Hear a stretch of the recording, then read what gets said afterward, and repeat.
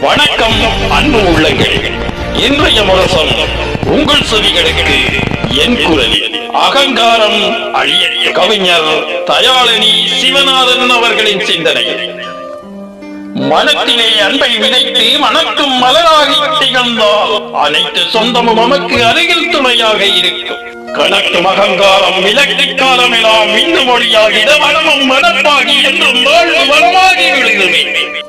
அறமெனும் செயலில் உள்ள ஆனந்தம் கொண்டு விட்டால் புறமது புரிந்து நித்தம் புன்னகை தவழும் வாழ்வு.